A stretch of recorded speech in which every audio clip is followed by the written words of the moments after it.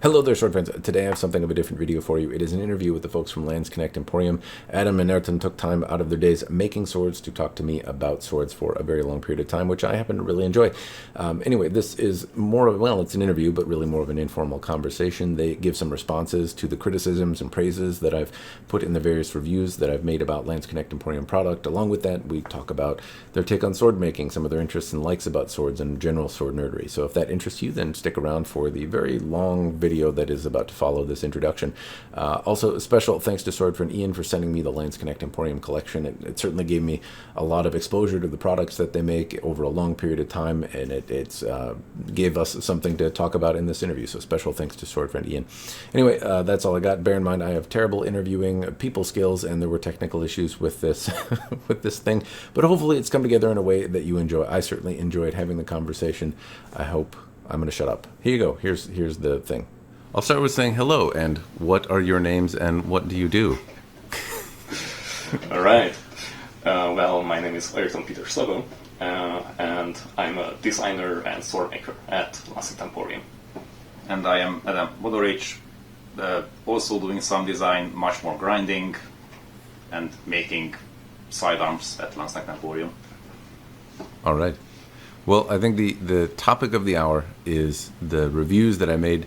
I did make one many years ago, and thanks to sword friend Ian, who has sent me some of your wares to observe and comment on, I have made a couple more, and I have a couple more to do, and I think people would like to hear what responses you would have to the criticisms or praises that I've thrown your way, so we can start kind of fun conversation there. I'll hand it to you first, because I've already kind of said my piece, and I'll link in the description the reviews that I've done, but in those reviews, what did I do right? What did I do wrong? That's the more fun thing first. Wrong?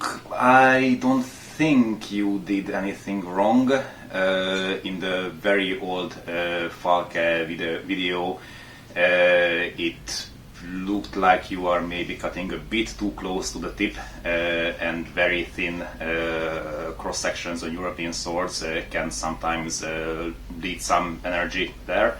So for more resilient targets, using the center of percussion is more advantageous, but that's again not something that you did wrong. You wanted to see how it cuts. There, on that location, it cuts like that, and that's about it.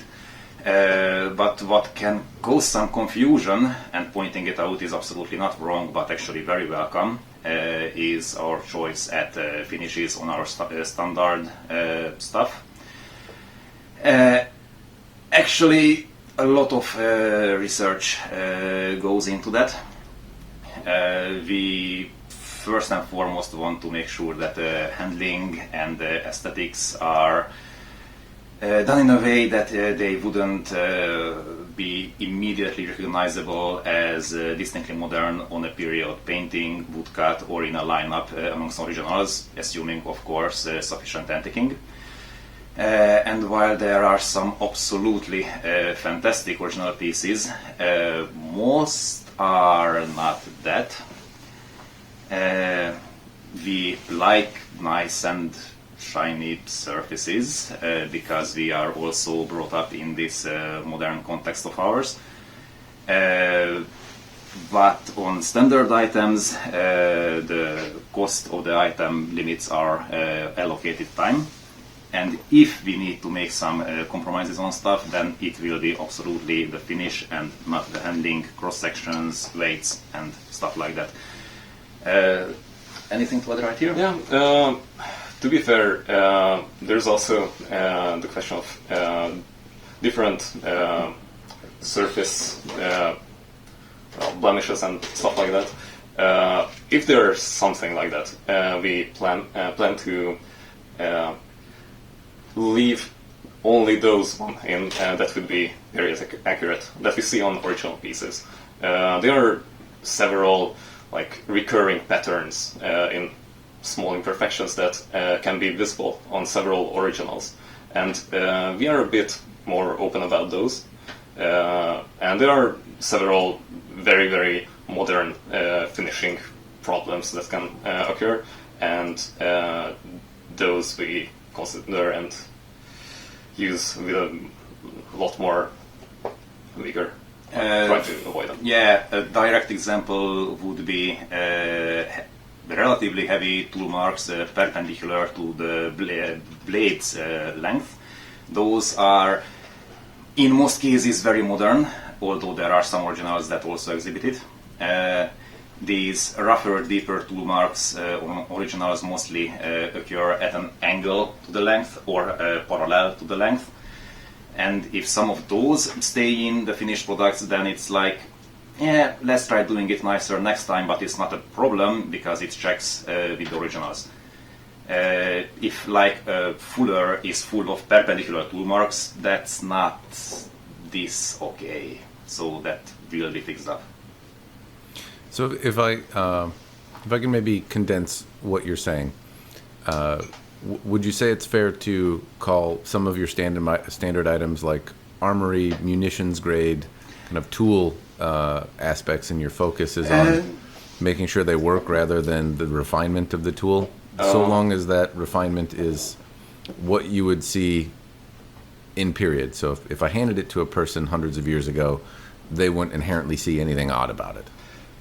That's pretty close. The problem is that in modern context, munitions grade became kind of a like slur, not necessarily describing the actual functional object, and like describing a lower quality sword.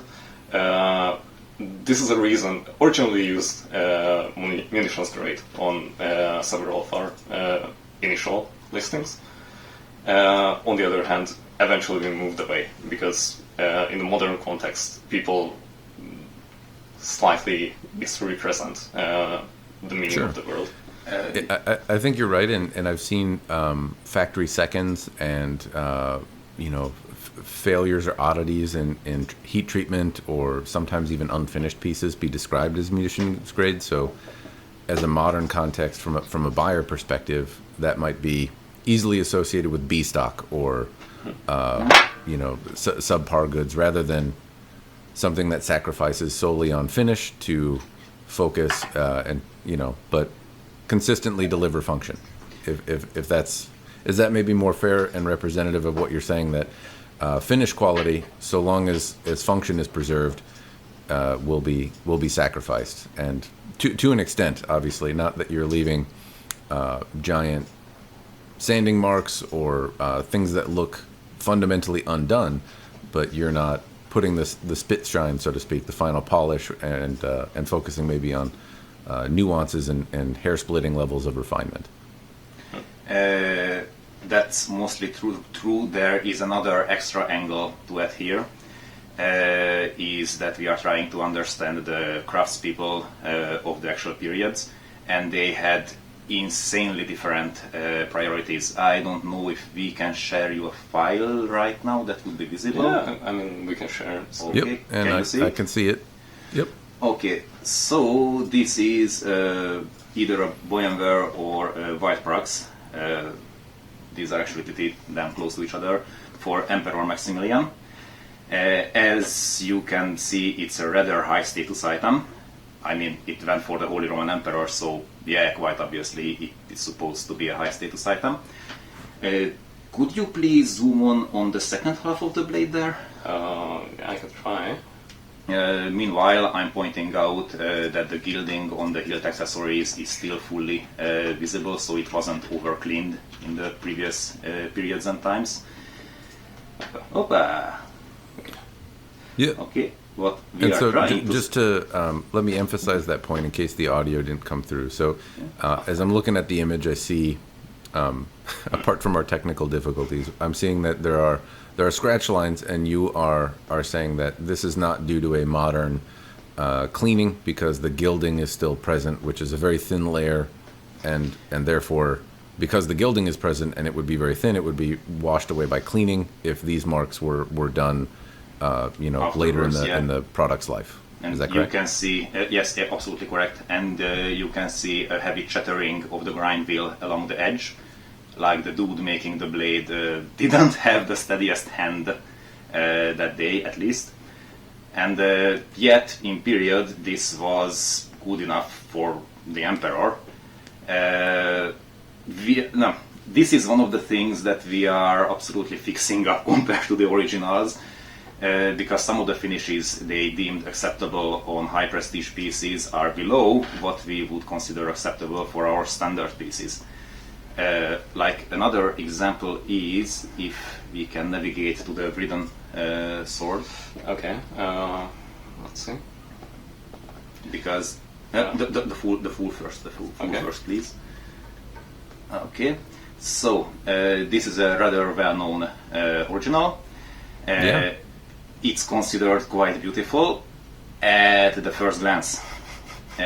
Even from this full-sized shot, you can already see several very heavy irregularities. Like for years I thought that the grip is made out of horn because the slight curvature checks out with that. It's wood, they just didn't care.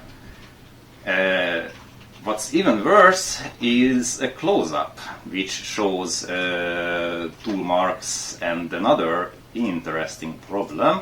Yep, if you can see, the blade gets narrower towards the base, which is not really intentional because we see efforts made to avoid it, and it's not a result of afterwards cleaning or resharpening, because that would leave it the original width right at that place, because you can't access it with files or stones. So yes, this was assembled like so.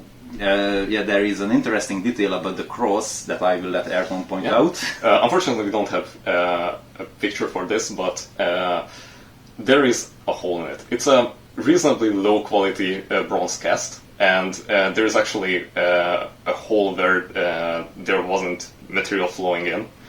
So you can, if you hold the blade in the right angle, you can see right through the crossguard. Yeah.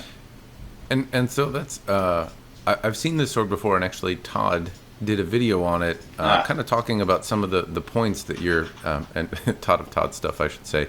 Hopefully, I'll remember to throw a link. But he did actually a reproduction of this sword in one of his videos, and kind of talked about what you're describing, and that as a manufacturer, how do you balance modern expectations with an intent to recreate an item that is not suitable for sale by modern standards, that has problems that most people would deem critical failures and would not want, but were obviously still high status items in the past.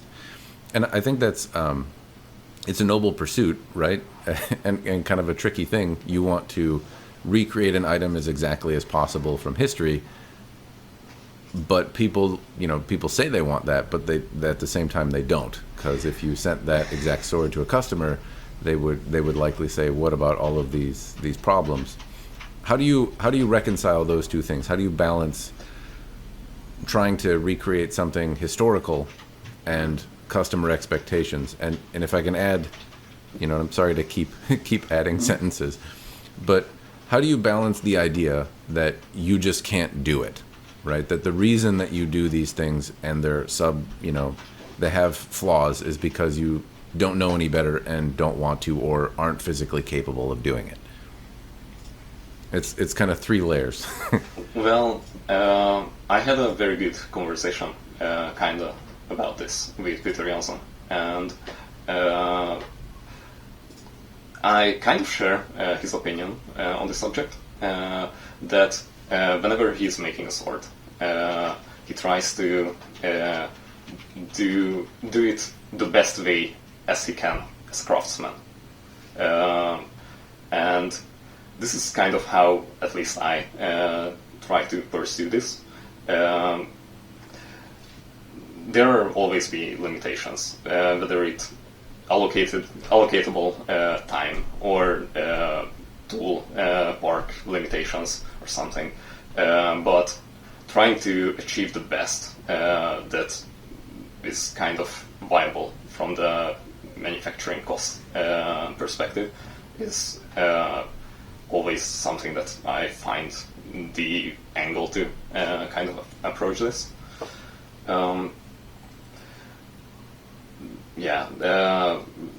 Of course, when I am able to allocate the time, and when there is enough enough time to do things the way I prefer, then I love to go down very, very deep, and like even the very smallest detail should be just right, looking for symmetry, but at a point we just have to live with these kind of limitations. And this is where a very strange phenomenon pops up its ugly head with our company, that even though we lead it jointly, we have some very differing ideas. For a lot of stuff, I am not really interested in doing it this way. I'm more interested in understanding how craftspeople of old worked, what were their priorities, what were their thought processes. I sometimes strongly disagree with fixing up period pieces this much. I can see it as an extremely valuable and legit modern art form. But to me, heavily fixing up an original where we can see what the original maker wanted to achieve, but yeah, he failed. And fixing that up heavily is a bit like redrawing Dürer in a photorealistic way. That's not Dürer anymore, even if the concept is the same. You are just reinterpreting to the best of your capacities what Dürer meant, but that's not Dürer anymore. Okay. Inspired by Dürer. And that also works perfectly fine. Do you find that you have customers, and if I take it maybe away from sword making and the craft, because I feel like we and the people watching this probably have a respect and admiration for the craft and the two perspectives of making something perfect or making something accurate to period, and hopefully folks can understand the nuances and differences between those things. But I'm curious, when you go to manufacturing and you try to balance that for what people are actually willing to pay for and what people want to return or deem unacceptable, how do you balance those two ideas? And do you find that you have a client base that appreciates one or the other more? Do people, like the period correct emphasis on what medieval people were caring about and trying to, as accurately as possible, recreate period pieces in period aesthetics? Or do you find they appreciate kind of a more modern aesthetic and a deeper attention to detail and kind of a symmetry and perfection of lines and that kind of thing? Hopefully I'm clear. Okay, you were absolutely clear. Based on communications with our customers and requests for refunds, most people who buy from us either understand from the start or accept our current level of finish. There were a few cases where the customer decided that he doesn't like it one bit. In those cases, we immediately ask for the buyer to return the item and we pay back the money. And yeah, it's not a great feeling, obviously, because we prefer to make customers happy, but yeah, it's a rarely occurring thing, so we are assuming that our buyer base understands and needs what we do. Well, there's that, and also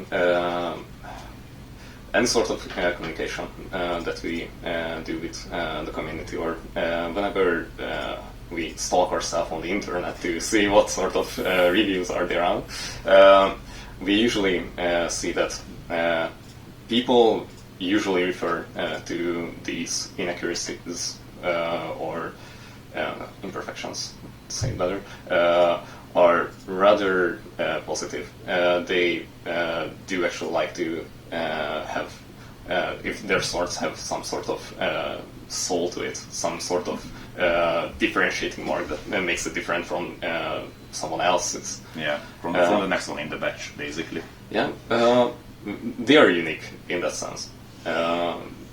It's not a factory-made item. Yeah, for the most part, the reactions seem to be positive in that regard. Yeah. Okay. But here's an important point about this. People don't always offer up their feedback. We had a bit of an issue with crosses loosening on our sparring pieces, of which we weren't made aware for well over a year. Yeah, we had like 3 or 4 complaints, and compared to the numbers that we sent out, we weren't aware at all that it's a recurring thing. But if basically no one is letting us know, then yeah, we will just assume that yeah, those 3 to 4 pieces, we messed up quality control. We need to do more of the same, but with more quality control. It's in fairness, a common problem, I would say, amongst small, medium businesses, and so much of most of your customers' lives are dominated by big, economies of scale type businesses. The phones they carry, the food they buy, a lot of that stuff you don't inherently, go back to the maker who's responsible for the manufacturer from beginning to end, and even think that like your feedback is helpful. It's usually an app. How many stars do you want? some sort of unsolicited. So there's a little bit lost in that, and people often, well, not everyone. I'm sure that you have customers that provide you feedback, but it's not self-evident or just a part of people's lives to go back to the person who made this thing with their hands and critique or ask for feedback or speak to. It's not a common part of life, as where in the past it may have been that more things were made by hand, or that you had a deeper connection with the people that produce the goods that you consume every day, and it's not common in everyday life, as at least not to the same extent. So it doesn't surprise me, I guess I would say, that you would say, well, if it was a problem, I would hear about it. That seems like a very logical argument, right? If my products have issues, I'll hear about it and then I'll correct them. And but that's not the case. You can send out thousands of things and hear one complaint, but that one complaint may be representative of 50% of the items that you've produced, and that's just an oddity. You might have a little better luck if you put some sort of like very quick feedback online, like a star rating or something like that. Mm-hmm. They're very difficult to interpret and subject to people who are angry going in and down rating it. There's other problems there, but it does provide you with a vehicle to perhaps get some feedback in a way that people are more used to. And I think that kind of is another symptom of the same thing that we're talking about in terms of modern expectations and modern people, and a mission to create something in an old way with respect to an old way. They're very different things, and so if you have people that are shopping with you that appreciate those things, then hopefully they're the ones providing feedback. This is actually one thing that really helps in that. There was one occasion when we went to the Autumn Messer meeting in Airton, the Netherlands, and we were able to meet with plenty of our clients, and it was insanely useful to hear all those feedbacks, all those very little tweaks that people would appreciate, and aftermarket modifications, all those things in person from plenty of people. And well, this is one example of why I would like to go to more of these events, speak with people, figuring out what they like in our stuff. Unfortunately, the current pandemic situation is not really helpful for this. Yeah, it is not. It is not. Hopefully, we will be able to do this soonish. Yeah, that's. I can appreciate that. Seeing them in person, especially the modifications and integrating, what works and, throwing out what doesn't. Certainly, all those little nuance changes and all those little refinements are tough to articulate why it makes something special until you hold it. And honestly, that's something that I've come to appreciate over time. Ian sent me this lot of 5 messers to play with, and it's a fun smattering from your catalog that spans a reasonable amount of the period that you've been creating things. Some are a little older, some are a little newer, and initially, given that I look at a lot of swords, some of the aesthetic is jarring. Not that I don't appreciate it. You can describe it as a soul or a medieval aesthetic or character, and I appreciate it. At the same time, it's not necessarily what I'm used to, and it's easy to fixate on. But they all feel kind of special, and there are certainly swords that I've held in my hand that maybe are more refined in appearance, but lack the dynamics of a weapon and lack the somebody taking into account all these little changes that their customers do to use it, and how that represents itself when you hold it in your hand, and the feeling that you get when you hold a sword. It should, magic isn't the right word, but it's kind of the best one that I can use to describe it. There's an odd feeling that there's a connection to your arm, that you feel like you can move it with intent and accuracy, and that isn't something that happens with every sword, especially if you hold a lot of them. Some of them feel kind of brutish, and they don't feel like the intention of a weapon is really represented well in the dynamic characteristics. So for what it's worth, each piece that I've held, it's kind of grown on me the more I hold it. The less I look at it, maybe a little, maybe the aesthetic is not my personal choice, but I certainly won't argue that all of them feel like you built them with an intention for the way they should feel. And so maybe you can talk a little bit about that. Like you mentioned that you try to preserve the design characteristics, that you're trying to make something with old tool, but the way they feel in their hand, obviously that takes some research, and it takes some craftsmanship to consistently get something that feels good. Maybe you can talk a little bit about that. Okay, so concerning handling, we have some advantages here. One of them is that we are able to handle some originals in museums.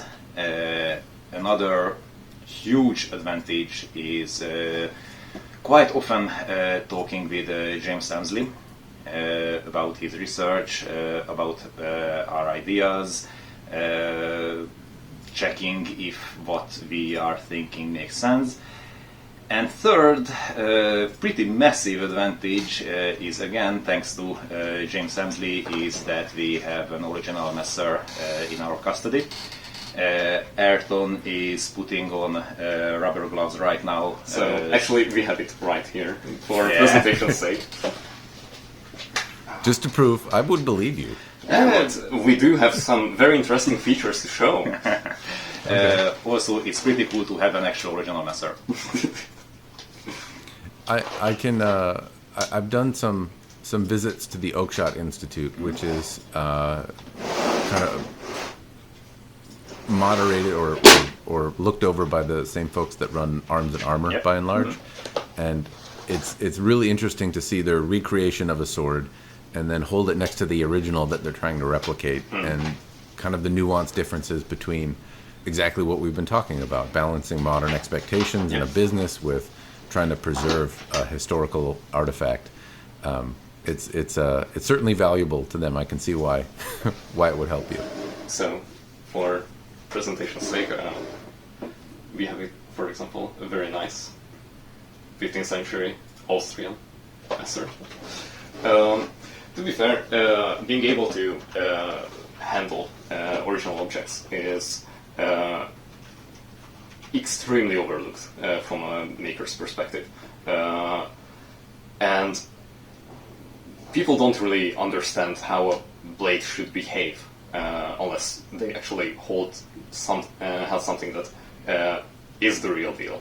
The first time I actually managed to pick up a real sword from 500 years ago, it extremely changed how I think about dynamic properties, distal tapers, shape of the grip, length of the grip. all these very subtle things that make up the blade, and what's really important when you're at a battlefield or something.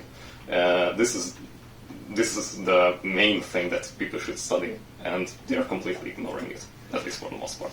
Yeah, when I started out, I was also just okay. This is this photo here. I can make an interpretation of this photo. Those were atrocious. Thankfully, I'm not aware of any photos of them surviving. So this was back almost 20 years ago now. Sins of the past. Yes. That's I mean, I think you can see that in the industry when you see swords that in profile from a photo from the side seem to look pretty analogous to the original, and then you turn them the other way and they're too big or too small, or in some cases the grip on some, particularly like sabers and Ottoman pieces, it's really thin because it looks thin, but then in person they expand out and go a different direction than you might interpret based on your kind of modern experiences. Yep. Exactly. And so that, obviously holding the originals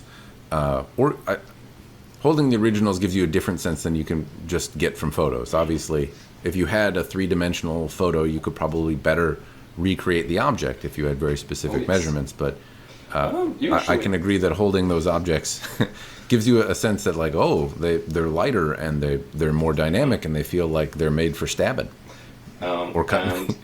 Yeah, here's actually an interesting thing that you brought up, is actually 3D scanning original objects.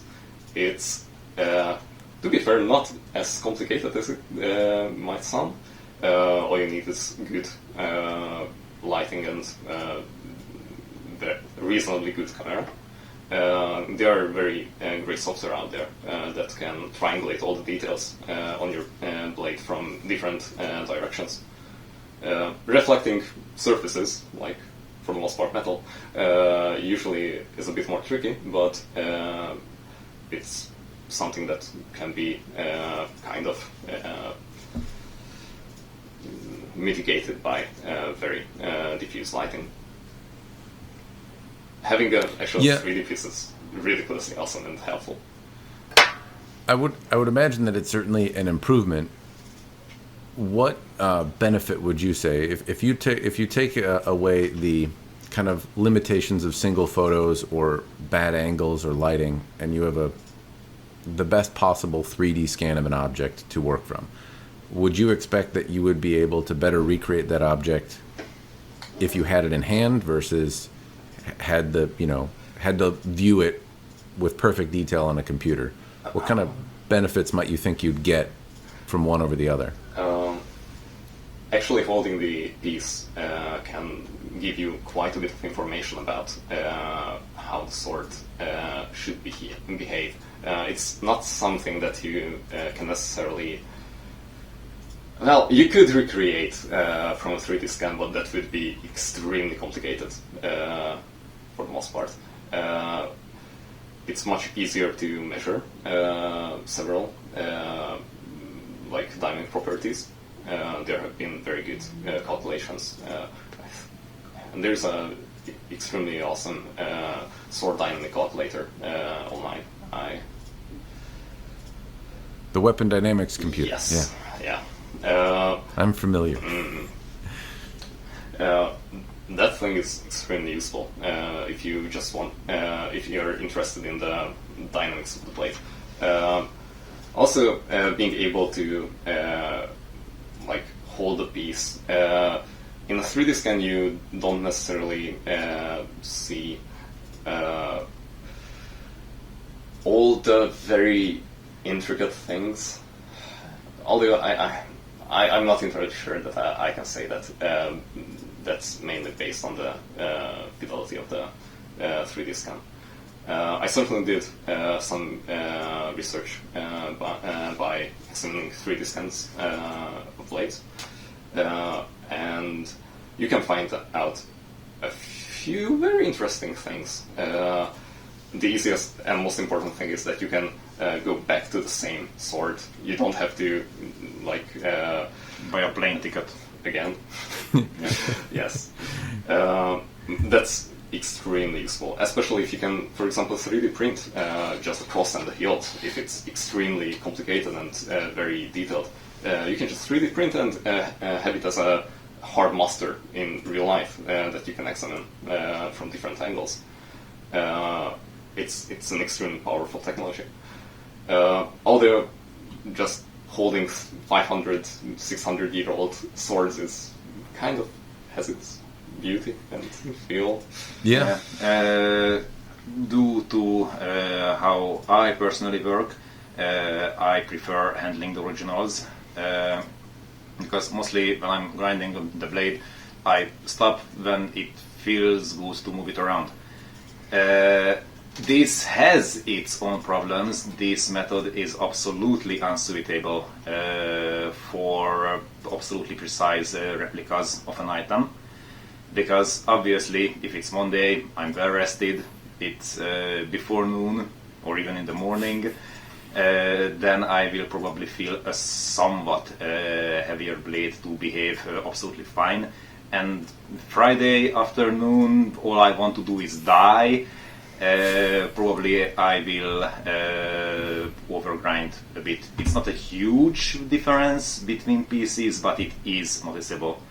Then result are PCs that feel comfortable to me, but this, as I said, would be unsuitable for a project that Airton is working on, for example, that is recreating the Munich longsword, where the plan is to go down to being close to the original to the fraction of a millimeter. There, 3D scans, tracings, documentation, it beats personal handling by a very far margin. I can kind of see where depending on, we talk a lot about like how kids learn, right? You can absorb different things in different ways, and following a blueprint of the utmost detail obviously provides one nuance, but if you work a little differently, holding an object probably gives you some idea of maybe how that steel works, and some of the measurements on the blueprint may not show some of the slight bulges that change the dynamics, or what's hollow, or it might give you, if you have an appreciation for how the person created it, you can probably, better than I can, look at a sword and maybe map out how that person did something to assemble it and create it in a way that maybe a 3D scan or detailed photos don't do as well as holding an object in the hand.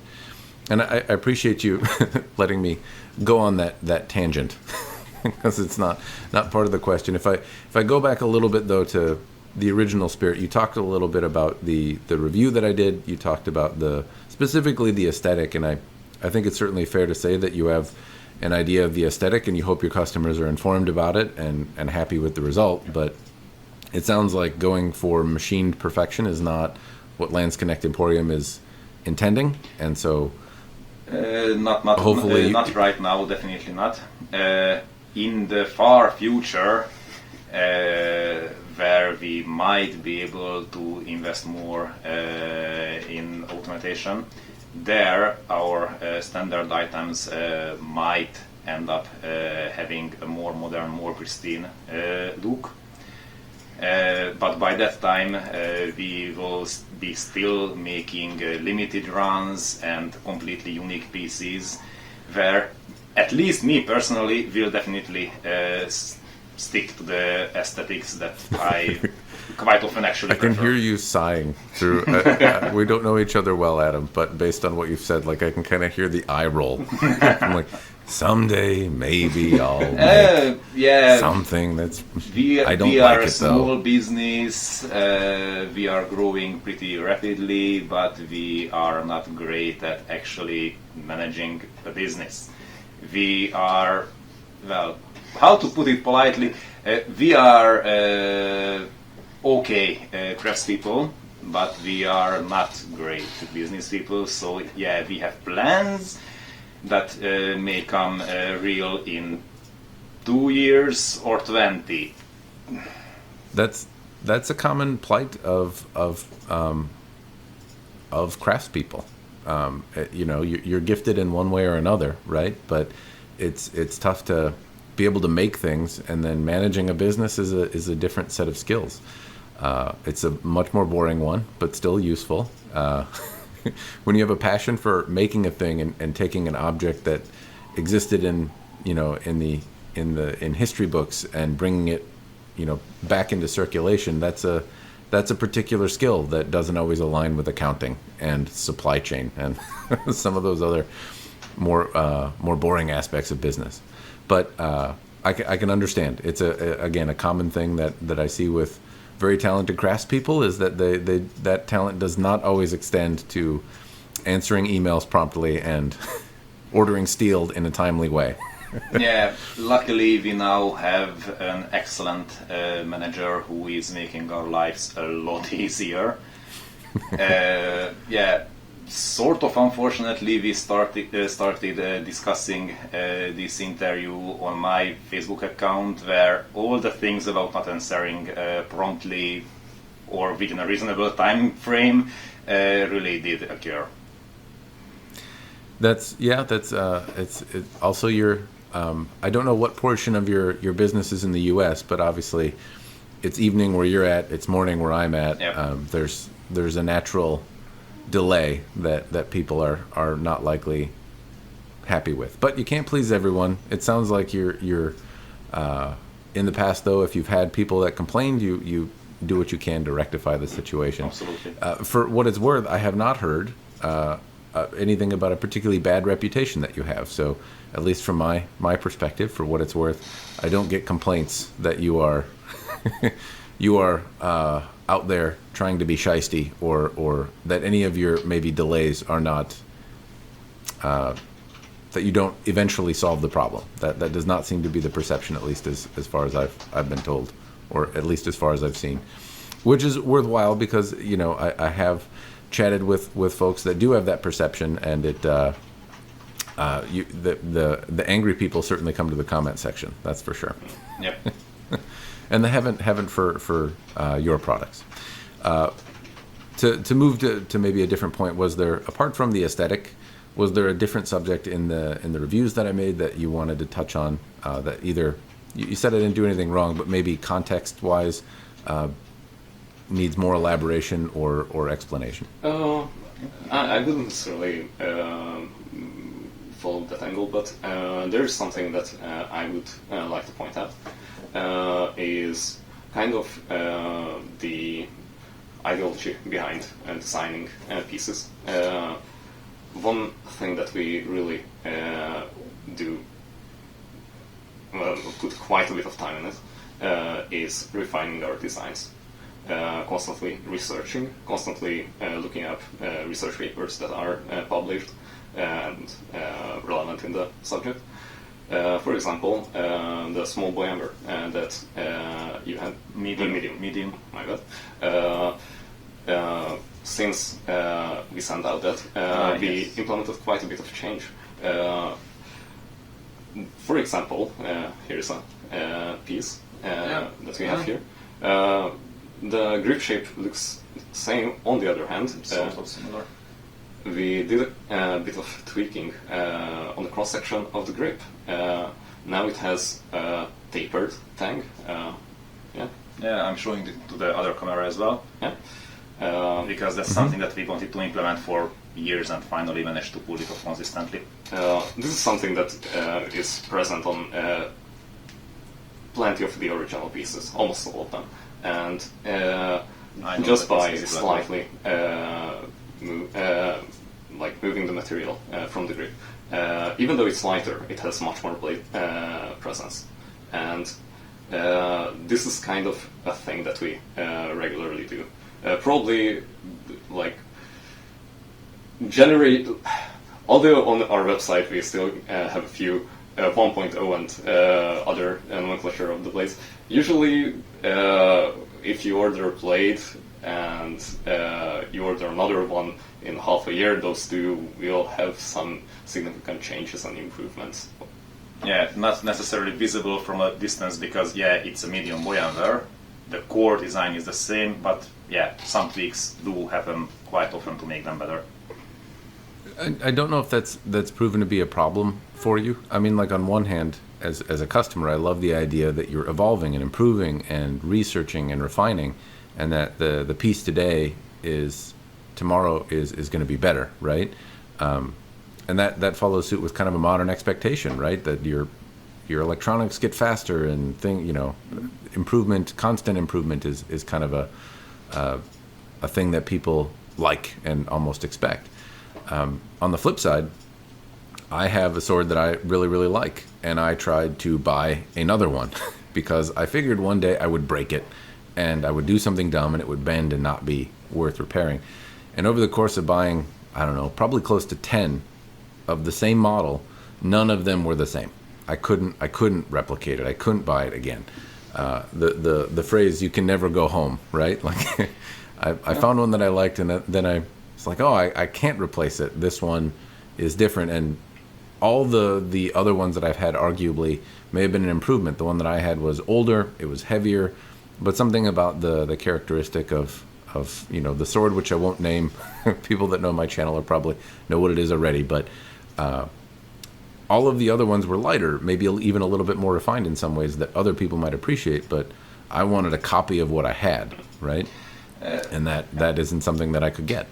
I can completely understand that, and this is where our sort of personal things come into play a little bit, because if we know that we can improve on something that would be a considerable improvement, then yeah, it would feel pretty crappy to keep doing it in the old and I don't want to say sub-perfect, because the end result is not perfect either, but in the worse, more obsolete way.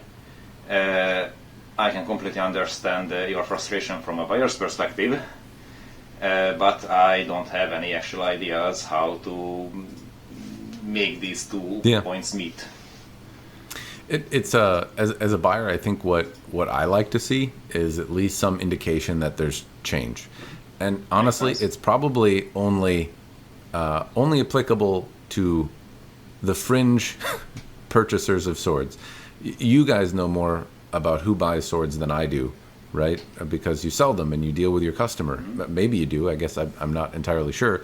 But you probably have a closer connection to who's buying from you than I do. And I don't know how many of them would care that some improvements have been made and that it's slightly different in the hand than an original. A lot of people would appreciate it, and maybe a couple wouldn't. But some indication when you go buy a phone or an iPhone or pick your pick your modern appliance, right? One works the same as the other. So if you go and you want to replace it, you have an expectation set in play, and if there's an improvement or it's different in some way, then it's usually noted as the next version. It's tough to do that without making the previous version seem bad, though, right? And so I understand. It's like it's not bad, but Model A, Model B, Revision A, Revision B, Revision C, something like that. Yeah. Those are at least indicative that there has been a change. And in fairness, if you have a person that really, really loves a piece and you've made significant improvements to it, most people aren't compelled to buy two of the same sword, but some indication that, hey, the new evolution it works for Apple anyway. People seem to really want to go buy the next thing because they put a new letter on it. Yeah, quite frankly, if we count the small but noticeable tweaks that we stick to making consistently, we could have a lot of posts about those and announcements, and actually it would make sense, I think. Yeah, it's some of those nuanced changes, if nothing else, are fun for people like me to read, right? What have you discovered as a manufacturer? What changes are you consistently implementing, and why is revision A different than revision B? I don't know if version is it's tough to say how to put that on paper in a way that isn't diminishing the previous, right? Because if you really liked it, then Why is the next one different? Isn't necessarily always an improvement, or is just a change based on research and feedback, I'm sure.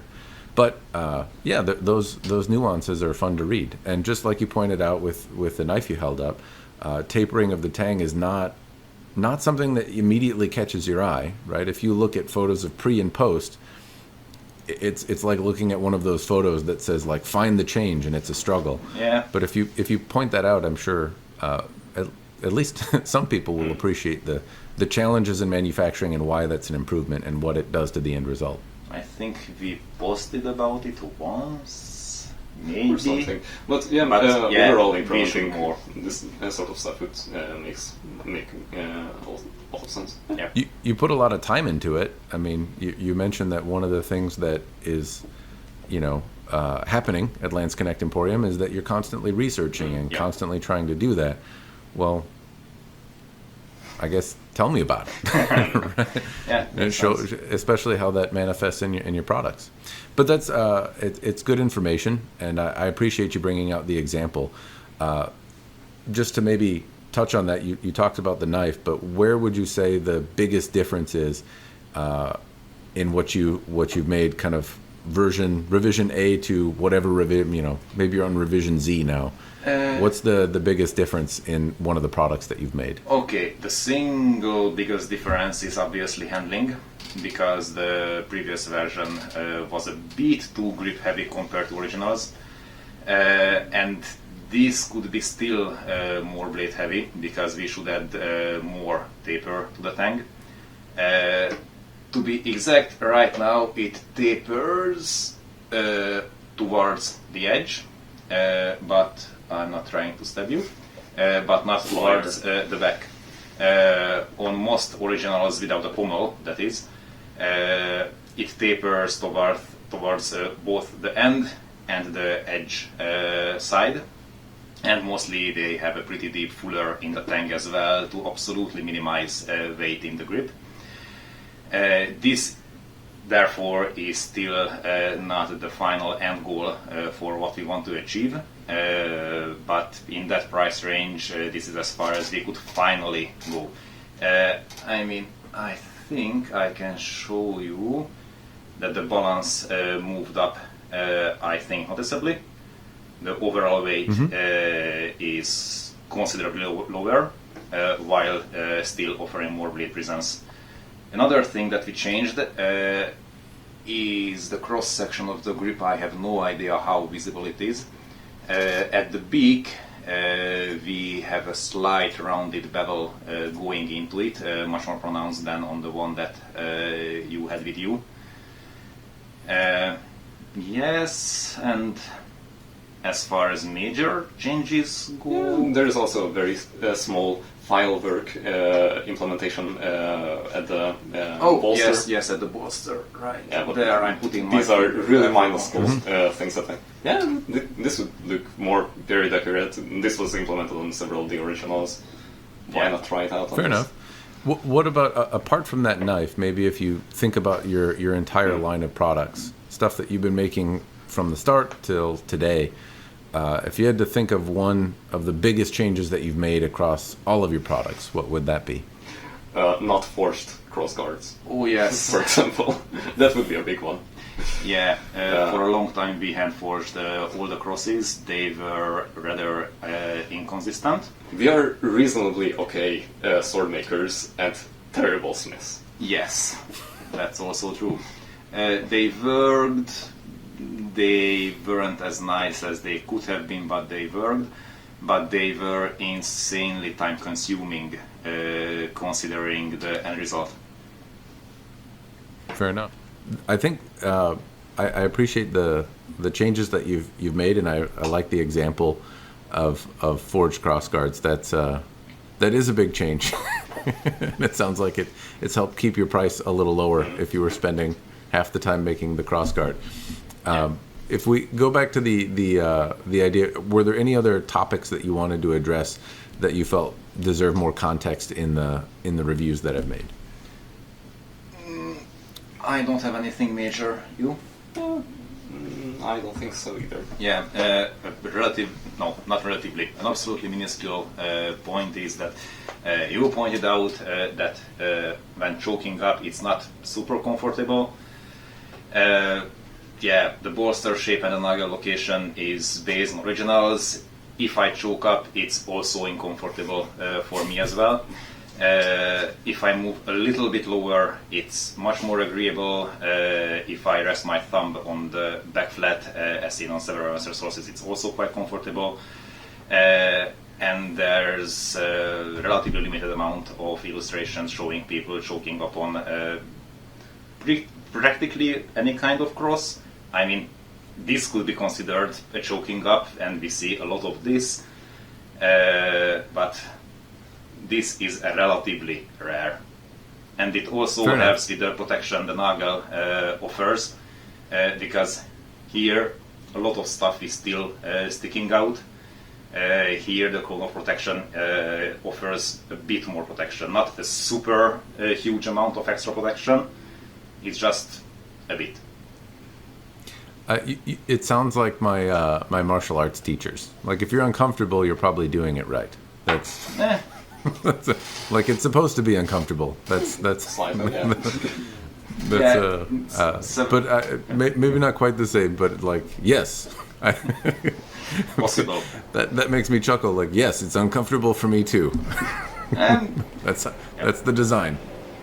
But I appreciate that you're trying to work off a historical example, and you haven't made artistic interpretations to satisfy ergonomics of modern expectation. Sometimes we do. Pointing case is our Dorothea Dusak, where the thumb ring is enlarged a little bit, not super hugely, but it's enlarged enough to accept at least a few kinds of modern HEMA gauntlets or gloves or whatever. If it's hard, it's a gauntlet for me.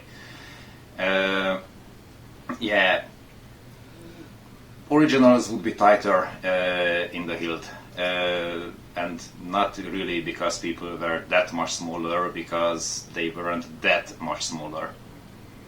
Yeah, I've heard the same thing, that the human hand size hasn't changed significantly, and so as you look at the swords of hundreds or thousands of years ago, that the human hand size is pretty similar to what it was then. And so if you're seeing something that looks disproportionately small and that you couldn't put your hand in it, then I guess, like, don't assume it's because they had teeny hands. What other inferences you make are are different, but it's not because they had little baby hands. Yeah. If I remember correctly, Matt Easton did a video just about this concerning toolbar hilts, where some are super small, probably that specific owner had a small hand. The large ones that are actually historical can fit a current larger human hand, but they are still not as large as some people would like them to be. Yeah.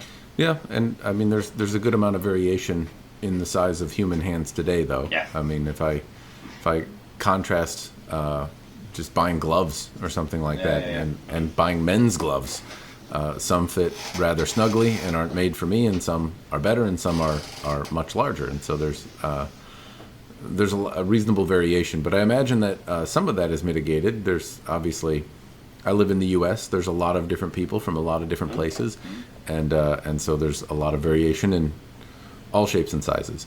I don't know how consistently that would happen in different places throughout history, but it certainly stands to reason that the average size of a human hand hasn't changed all that much, right? So those two things can be true at the same time.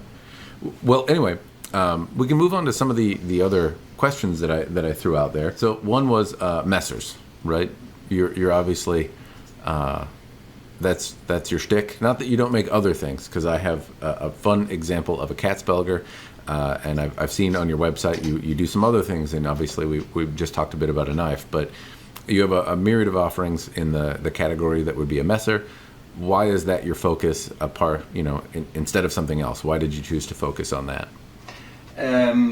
Short answer is we are kind of hipsters, and as Airton put it, we like the town people. Longer answer starts with the same. I started making sort of messers in the early 2000s. That was a bit ago, God. When there wasn't this amount of information available, so I wasn't even aware of that they are supposed to have a nagel, stuff like that. Because I was bored out of my head with people only knowing the knightly sword, or here locally the Hungarian saber. Those are the two kinds of sidearms that exist in Europe. Yeah.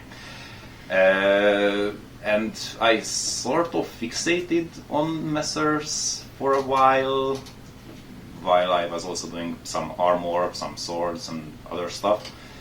And when we started up the company, somehow I also infected Airton with a love for messers, because the more you research a theme, the more interesting it just gets. There's so many variations in them. Okay, there are plenty of swords. I completely agree. Then there are plenty of beautiful swords, but these are overlooked and sometimes look super weird. And I really like this aspect that you can have like two messers and they have nothing in common. One is like a full tank, the other is a hidden one with a short blade. There's a clip point, no clip point, a siding nagel, all sorts of weird things going on all the time.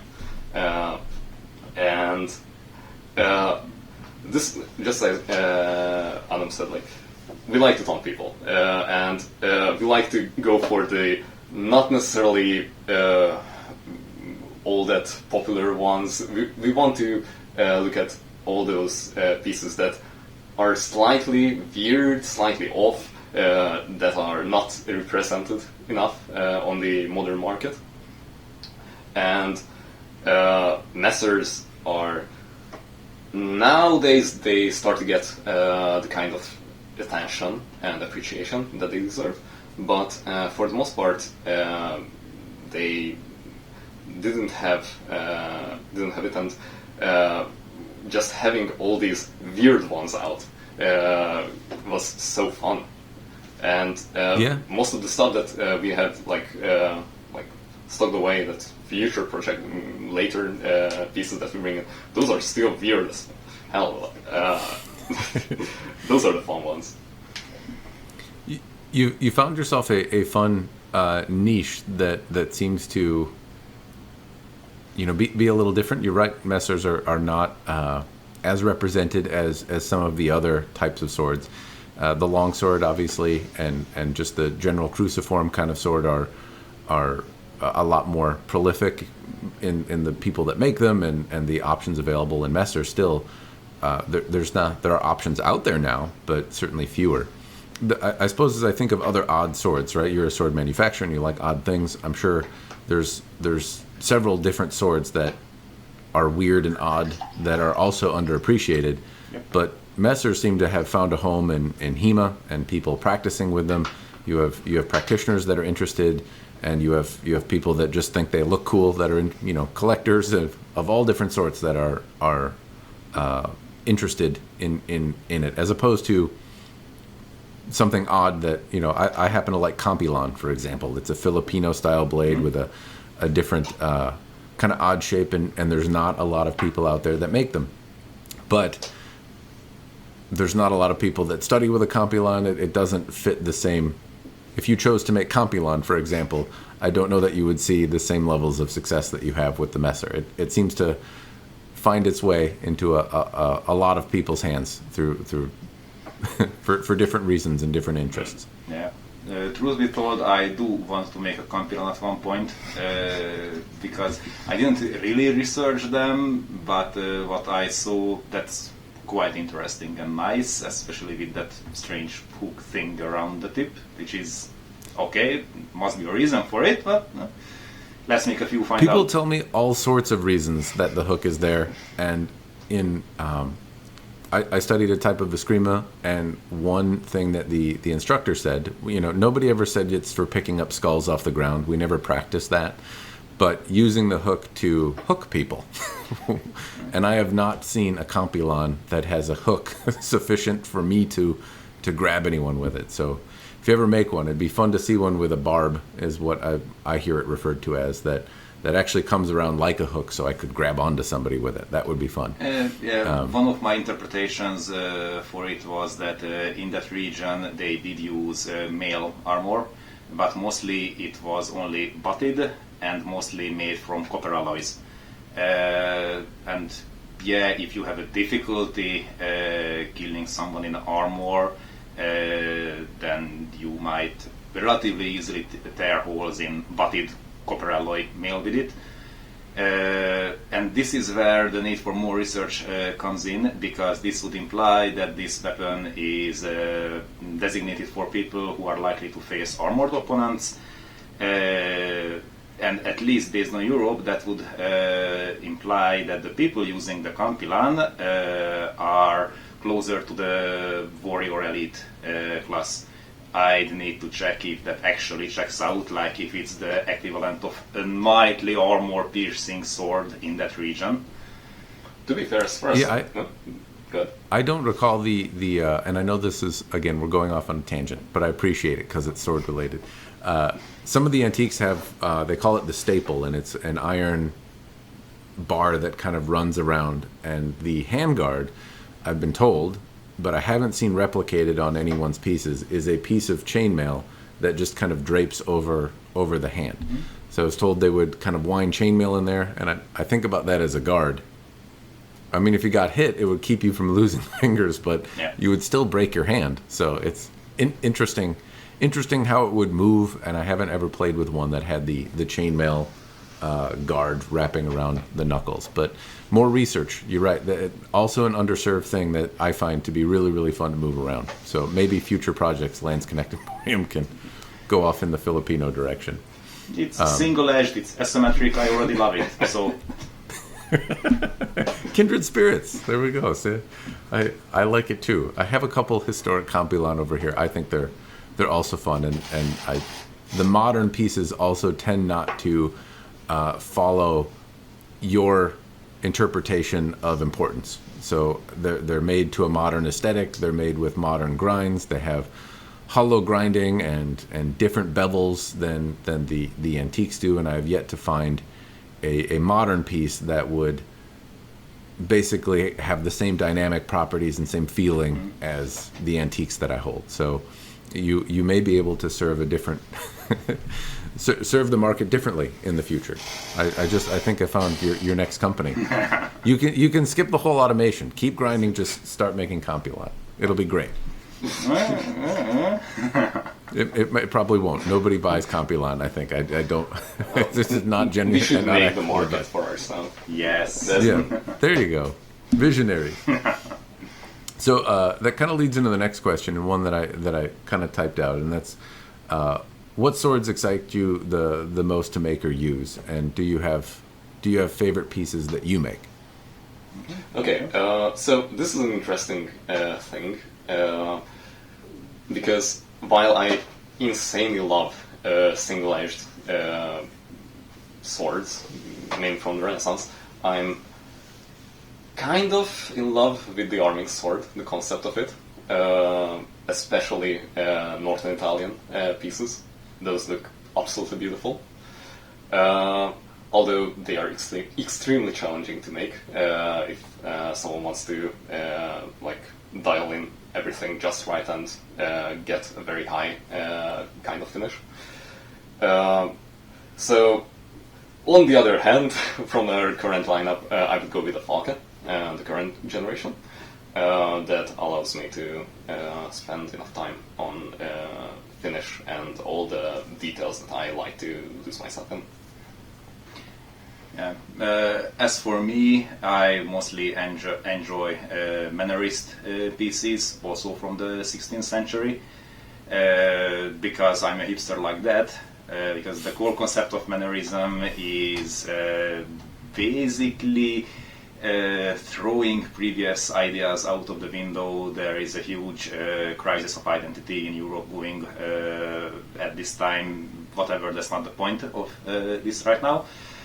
There are some insane pieces. It will be at least a decade before I get to the skill level where I can tackle those. But I absolutely love them. I spend some of the limited free time I have carving wood, trying to understand what happens there really, to later implement them in wax for guest accessories and parts. But it's an extremely long-term project. From our current lineup, I mostly enjoy the Gustav. I don't know if you have one of those with you. It's the short, extremely asymmetric piece with a knuckle bow. Because yes. I, on a personal level, don't like symmetry. So I think I do have a Gustav that Ian sent, and I can see why you appreciate it. I happen to like the Gunter, if I'm saying that right. Yep. I liked it. It was surprising, I guess, because it has this very large, imposing blade, but feels very nimble in the hand. The Gustav gives me a different impression, that it is a more stout, but kind of it's like the no shit taker blade. I don't know, like it. I can club you and cut you. It's a beefier, meatier piece. It's not. It doesn't lack dynamics, and I keep using that word, but I mean it has a blade presence that's hefty, but still nimble enough to move around without being exhausting. It doesn't feel like it would be a weight to move, or that I couldn't use it in a fluid motion, but it certainly has a more brutish and kind of cleavy kind of presence to it than the... Completely agree. Yes, I'm using all of these words, but I also do like that one. It was a struggle to pick like which one I was going to review first, but the more time I spent with the Gunter, the more I was like, yeah, this is the most surprising one, which I thought was a more compelling story to tell first. But the pieces that you mentioned earlier, I don't know the term of the types of swords that you like more. You mentioned something, and I don't know what that is. Mannerism is an art style touching basically the entirety of European art at that time. Okay.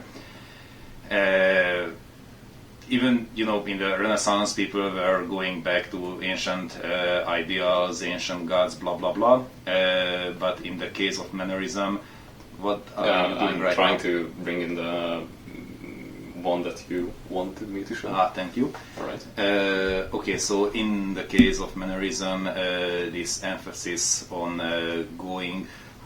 What's the English word for világi? For the mundane instead of the standard church-approved religious themes. Some art from this period is quite vulgar. I would say sometimes some woodcuts border on pornography, but they don't border, they go all the way in. In the case of weapons, the concept of horror vacui, the fear of empty areas and surfaces, it's already present before, but by Mannerist times it becomes very emphasized. There is a Messer in Munich. Yes. Yes, where there is an actual statue in the pommel. It's insane. Okay. And Airton is bringing up a Mannerist Messer in a moment. That's a good angle. Okay. I'm glad you clarified, because I've heard mannerism. It sounds like something I recall from like an art tour in a museum. Mm-hmm. I usually go right to the arms section, so it's not surprised that I missed it over. But I thought you were talking about a specific type of sword, and you went categorical, like general theme of an era, and so that is that's different. But we will show a Messer in that style in a moment, hopefully. I love Mannerist pieces. I want to do them in the future, and Airton likes different things. Yeah, to be fair, this is something that also is kind of a big difference between our approach. I extremely love geometry, nice harmonious proportions building upon each other, using geometrical cuts to define spaces. On the other hand, there goes all the organic, cluttered madness. Yes, exactly. This is the reason why we are able to work together so well. Yeah. Yeah, I imagine, obviously, with two very different opinions on the way things go, that you probably butt heads sometimes. But as a customer, I think you do a service to your customer, right? Because you have there's diversity of thought, right? And that's what I'm hearing, and what your passions are, and what your interests are, and what your take on sword making. And so as a customer, it's nice to hear like there's no compromises, but two people having very different artistic visions finding a way to run a business together. I think you certainly stand to make something very unique and special by doing that. That's sort of the goal. Yeah. We are constantly arguing. It's beautiful. But not so much that you can't share headphones. That's Yeah. Then the next question I had is, what do you think makes Landsknecht Emporium pieces stand out or special in the market? Well, first of all, we have messers. All the messers. All sorts of messers. A lot of messers. That's one thing. On the other hand, we are constantly checking our designs and our ideas with experts, and putting a lot of effort into research, trying to be on the bleeding edge of historical research in the subject. And I think this is something that we are reasonably good at. That kind of defines most of the stuff that we make. Yeah, another thing is that we already touched on how much emphasis we put on handling profiles. And that is actually one thing where we are doing the no compromises thing, even at times to the detriment of sales, especially with blunt trainers. We had a fader based on the portrait of Landsknecht, if I'm pronouncing correctly, whatever, where the idea was, okay, let's check the date of the painting, okay, let's take a long sword with sort of similar dimensions and put that handling profile into that fader. And as David Rawlings pointed out in a video, we might have did it pretty well because while we were not aware of it, dimensions, stats and handling profile came very damn close to the Albion Alexandria, which was a huge surprise for us because this was not something that we actually planned to do. On the other hand, it kind of made it a less lethal version of the Alexandria. Instead of a safe sparring tool. Interesting. Okay. And so you're mentioning that one, the assortment that you have of your products being serving maybe a niche or underserved market, but also the research and profiles and things like that you put into it are just unique offerings. Is that summing it up in an executive summary style? I think. Yeah, I wouldn't necessarily say that it's exclusive, but it's certainly something that defines the things that we do. And when you're making a sword, the other question that I had was, who are you making it for? Because you mentioned HEMA practitioners and lovers of asymmetry, but apart from that, who is the predominant customer for Landsknecht Emporium, and who are you making swords for today? And I don't mean like Steve, but I mean like demographics. Like, not obviously you make a lot of them for Swordfriend Ian, but I don't mean on an individual basis, but do you find like predominantly HEMA practitioners are consuming a lot of it? Is it zombie preppers? Is it people that have an underserved love of messers and are just happy to have one? Who are you making swords for as you're designing and making them today? As far as I know, it's for the most part really HEMA practitioners, scholars. They are making our customer base for the most part. I do know about a few collectors that do not participate in actually recreating the Martial art. Yeah, but overall, for the most part, HEMA scholars, almost predominantly. Yeah, couple of museums, couple of individual collectors.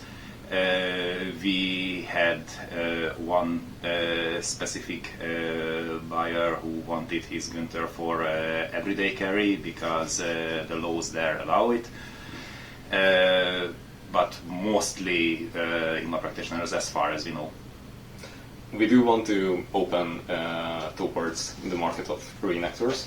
That I think would be something that, or people who would appreciate the things that we do. That's something that it's in the process. We are not really in those circles quite yet. Yeah. And do you feel like you're confident that you know who your customer is? So you mentioned who you think you're making them for, but you also mentioned that sometimes you don't get feedback from your customers. So do you feel confident that you know who those people are? Like, would it surprise you if you were like, oh, people really want them for the zombie apocalypse, and most of the people that are buying them are actually buying them to cut brush in the backyard or using them in the jungles of Brazil or something? Confident, I wouldn't say that we are confident about large portion of the buyers being HEMA practitioners. We are quite sure because we offer blunt versions of almost all of our blades, and those take up a good large percentage of sales, and that assumes that those are not for the zombie apocalypse. Also, plenty of the orders are where there are sharps, they also order blunts, so that is a very reasonable thing to assume. Yeah. Yes. Fair enough. I've exhausted most of the questions that I've had for you, and I think we've touched on responses to the review. So, are there other things that you would like to discuss that you feel are pertinent, and that you would like, potential people that are making it 2 hours into the conversation to know about Landsknecht Emporium, your offerings, anything? I have a couple other things that I'll ask, but I'm just I'm curious if you have anything you'd like to touch on. Sort of, to a degree. I mentioned before that we had a bit of an issue with the crosses, about them loosening, and we prepared some some photos concerning this with originals. Okay, first, Airton found a Mannerist piece that is also to be fair, this. I just showed this because it's beautiful. Okay. This one. So everything is crammed and everything is full of detail. All sorts of weirdness going on, decorations on top of decoration. Yeah, but what you can also see is that the cross is slid down from the tip, so the blade shows on the bottom. You can see the blade shoulders. I don't know if you can see them. Mm-hmm. Okay. Yeah, I can make out a fine detail. Now this is an extremely well-made original piece, and sort of kind of this was the original fit of the crosses we were looking for, because a large number of originals are not this well fitted. Sometimes you can basically put a ship through the cross. The gap is so huge, and that gap is towards the edge and back, which means that basically nothing stops the cross from wiggling up and down. Okay, in that regard, I would like to present George, our master. Yeah, the again. original one. Where you can see the actually there is a beautiful, like about half centimeter gap right behind the blade, and oh, okay. And the thing is, this is only kind of pressure fitted, and there is Naga going through, and it will be there as long as it needs to be. Probably rattle after a few years of service. Yeah, and that amount of loose fit we didn't want to do, and we thought that getting pretty close to the fit of the mannerist piece would be enough to stop them really moving around. Yeah, and after that we found out that it wasn't enough, but yeah, okay, so from crosses... Okay. Yeah, that's a prime example of another original there. Okay. Yeah, you can also see the insanely Massive huge gap. Yeah, And on the also- edge side as well, yeah. So yeah, it's a thing that we fixed up, thought it's enough, it wasn't enough, so we fixed it up even further. Yeah, that's just an interesting Yeah. bit, I think. And so you're saying about the crossguard that you had originally, the ones that were causing a bit of rattle. You were trying to get a tighter fit, and it wasn't sufficient, and now... Now we are pushing material from the cross even closer to the blade. We make sure that a bit of the blade shoulder protrudes from the cross, and we backpin it slightly so it mushrooms on top of the cross, and hopefully that will solve them loosening for good, even though it means more work and a bit more tool marks. Yes. Yeah, that's... it's an interesting challenge, given, Adam, I think your particular focus on medieval... representing medieval craftsmanship and similarity, right? Because along with modern expectations and aesthetics comes modern expectations and uses, and homogeneous steel and more scientific heat treatment only takes you so far. Because if people are using these for practice, well, they're probably doing so with gloves and modern protections that allow them to maybe be a little more aggressive and hit a little harder than you would if you didn't have those protections in place historically. So, and I think historically we understood that swords broke, and that they required maintenance, and that you would need to shim them or fix them or sharpen them or whatever, or cut them down and turn them into something else in some cases. But I think modern folks would look at a loose guard after 10 rounds of vigorous sparring and say, like, this is a failure of the product versus maintenance is expected. Yeah, that was our exact thought process behind thinking that the original design was good enough. And in Leiden, we provided 2 sparring masters for the tournament, and by the end of the tournament, both crosses were completely loose and rattly. And the guys were like, Naga's still there, keeps our fingers intact, it works perfectly fine. And we were like, okay, but we are not happy with them rattling, so we will fix this. Yeah, that's a bit of a modern problem, though, is it not? It's absolutely, especially lower rattling sounds that would be unacceptable on a modern piece. There are originals where there is intentionally loose material in a hollow panel to make sure that it rattles. Okay. Completely different ideas. Yeah. Yeah, and there's usually a reason for some of that. I've studied a few different types of martial arts in my time, and sometimes the audible feedback on the tool is required to know that you've done the movement correctly. And so I don't know that I can articulate why that would be on a messer, but I can certainly understand the theory.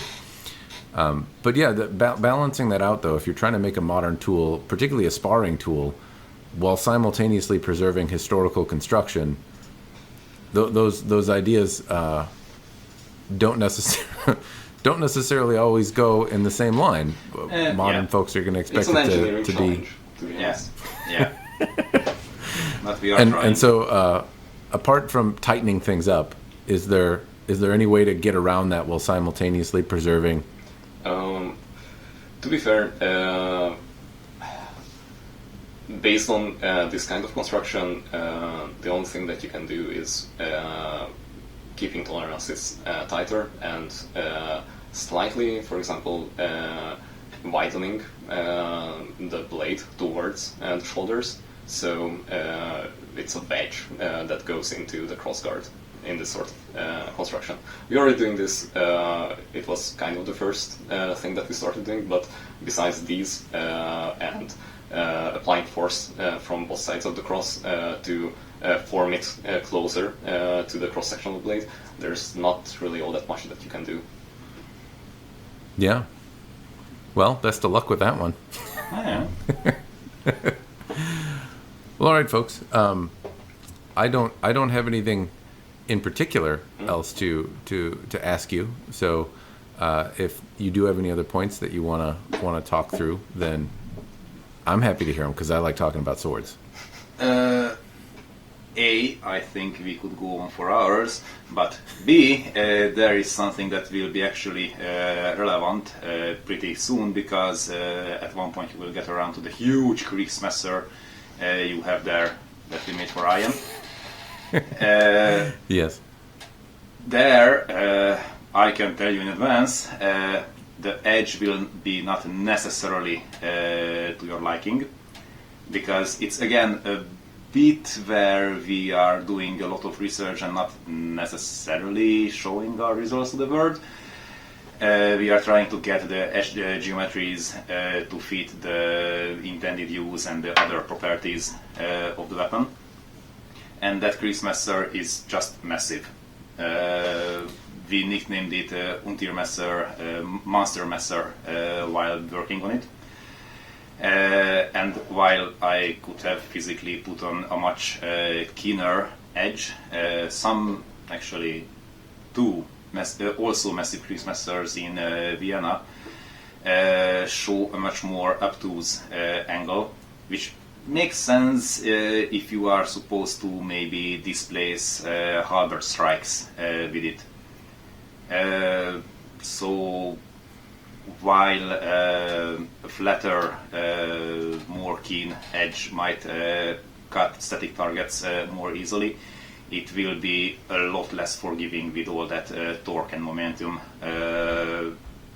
against a possibly moving target. It's interesting you mentioned that. I have now cut with that Messer, and I did it alongside the Gunther, and just for some, I had tatami mats out, and so I was cutting them. What I found surprising is, you're right, the edge is not sharp, and it's I can't recall exactly how sharp it is. I think it's sharp enough that I can grip the blade pretty tightly with my bare hand and it won't cut me. But I don't think it's dull enough that I'd want to move my skin over the surface of the blade with any amount of pressure on it. And it batted water bottles and pool noodles around. So anything that is really a demonstration of sharpness, it did not do particularly well. It batted them pretty far. so I hit the bottles, and you can see that there's a pretty good transfer of force. When I hit a bottle, it usually busted the cap and caused the cap to rupture. So it's pushing a lot of the force into the bottle, but didn't cut it in most cases. When I took it to a tatami mat, and generally speaking, if I have a water bottle and it doesn't cut the bottle and it bats a pool noodle around, then it usually struggles quite a bit to make it through a tatami mat. And in this case, it didn't. It moved through a single tatami mat pretty well. But I digress. The point is that it actually cut through a tatami mat pretty well, which I thought was surprising. The point is that it was an interesting experiment, because most of the time those are not the results. Very rarely does a blade that fails to cut through a pool noodle or a water bottle, then meet some easy success with a tatami mat. So it was interesting. By contrast, though, as soon as I put like material on, like clothes and things like that, it struggled a lot more to move through those targets. So what the balance of edge should be, I can't say that I necessarily know, but it certainly, you can certainly see that the momentum will move things, do a certain amount of work for you, I guess, by having weight and momentum. Interestingly enough, though, I know that was a special project for sword friend Ian. Do you have anything kind of new models or fun and exciting projects coming up in the not too distant future? We know 10 years down the line. Actually, those are not sidearm related, but we do have a pretty massive project that will launch in multiple parts over possibly multiple years. It will be focused on cutlery. It's a cooperation with James Hemsley, where he designed pieces for us that can be tied very definitely to specific points in time. So cutlery, you're meaning like kitchen knives and like walking around pocket knives, that kind of smaller knife stuff? Okay. A few daggers here and there. A few daggers, yes. Yeah. These are entirely period accurate and beautifully designed pieces. Oh, yes. Yeah. Interesting. Also, we've been working on a big project this year with an insane amount of blades that kind of will result in later a purchasable product. We are working on option for Hungarian sabers from the 16th century. This is going to be an interesting piece. We already did an iteration of it years ago, and it is based on an original very close to the workshop in a local museum. Yep. And this might just be the most thought through product that we will launch. We spent way too much time figuring out how to optimize everything and make everything to our liking. So there is that will certainly happen very soonish. Yeah. It's, I mean, to give an idea about the scale, it's 150 sabers that we need to deliver. That by hand tools is a little bit insane. Yes, it is. I have a deep appreciation, but only a kind of a mooncast shadow of an idea of what that takes to do. I remember one time I tried to make a handle for a knife, and another time I tried to make a handle for a sword. Just the wooden grip, mind you. Mm-hmm. It took so long to fail so miserably that that I can only imagine having to do the whole thing and do it well to a degree is quite a daunting thing. Oh yeah, scobar included. Yeah. Scopars are also needed. Yes. Of course. That's easy though. Once you got the sword, that's no problem. Well, I'm looking forward to seeing the Hungarian saber that you have, or at least photos of it and whatnot. And I'm hoping that it works out. I don't have anything else though. I appreciate you telling me about what your upcoming projects are, and I appreciate the time that you've taken with me. I know we've rambled about swords for the better part of 2 hours, maybe going on 3 at this point. So I'll thank you for your time, and I'll close it here. Oh, okay. Thank you very much. Thank you very much.